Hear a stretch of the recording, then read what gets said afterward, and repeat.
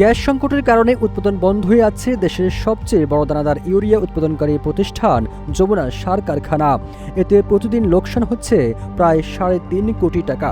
বছরের বেশিরভাগ সময় কারখানা বন্ধ থাকায় মূল্যবান যন্ত্রাংশ মরিচা ধরে নষ্ট হওয়ার আশঙ্কা করছেন স্থানীয়রা। এমন অবস্থায় চলতি মৌসুমে ইউরিয়া সার সংকটের আশঙ্কা করছেন কৃষকরা। বলছি জামালপুরের সরিষাবাড়ির যমুনা সার কারখানার কথা। দেশ জুড়ে যে কোনো কেনাকাটায় 10,000 টাকার বেশি অফার, তাই পেমেন্ট মানেই বিকাশ।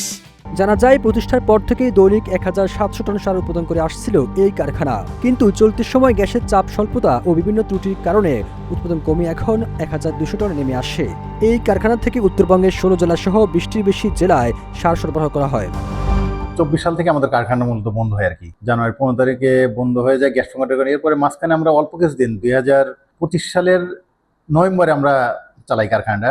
চালু করার পরে মাস 2 চালানোর পরে দীর্ঘদিন বন্ধ থাকার মাঝখানে কিছু সমস্যা হয়। সমস্যা নিয়ে আমরা ওভারকাম করার পর আমরা প্লান্ট নর্মাল প্রোডাকশন যাই।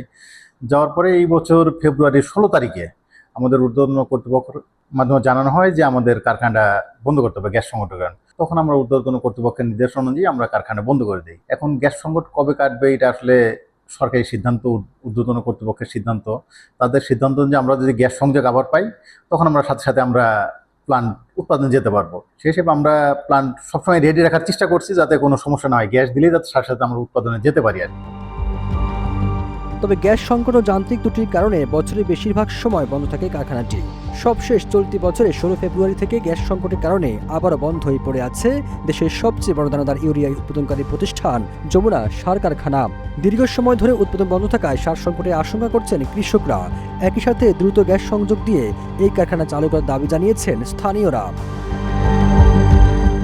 আমাদের এই যমুনা সার কারখানাটা আজ 3 বছর ধরে বন্ধ। মেলটা খুব ভালো, গ্যাস দিলেই মেলটা চালু হবে। এই গ্যাস দিতেছে না দেখে মেলটা চালু হইতেছে না। আমরা এখানে টাকের স্টাফ আছি, নিম্ন স্তরে 10-12 হাজার স্টাফ আছি, এরপরেও ফ্যাক্টরির স্টাফ আছে। আমরা এলাকার অনেক লোকজন এই ফ্যাক্টরিতে করে খাইতাম। আজ আমরা ফ্যাক্টরিটা বন্ধ থাকাতে আমরা আজকে অচল অবস্থায়। সরকার তারিক জিয়ার কাছে আমাদের আহ্বান, এই ফ্যাক্টরিটা জানি অতি তাড়াতাড়ি চালু করে।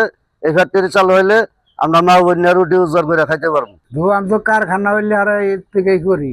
এখন দোকানও চলে না, কারখানা বন্ধ, এখন পেট চলবো কি দেয়।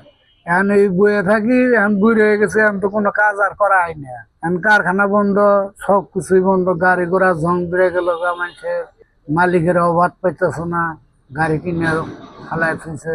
আমাদের এই জায়গাতে গাড়ি ঘোড়া চলে না, ফার্টিলাইজার বন্ধ। আমরা এই বাড়ির থেকে মনে করেন 500 করে ধান বেশি আর আইনে বয়ে থেকে এনে চা খাই। ওই মাস অন্তরে একটা ট্রিপ হয়, হইলেও আর না হয়।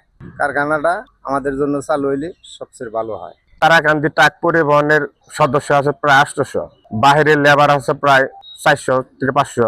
এখন বর্তমানে তাদের মনে কোনো কর্ম নাই, তারা বেকার জীবন যাপন করতেছে। তাদের সংসার বউ বাচ্চা নিয়ে চলা খুব কঠিন হয়ে দাঁড়াইছে।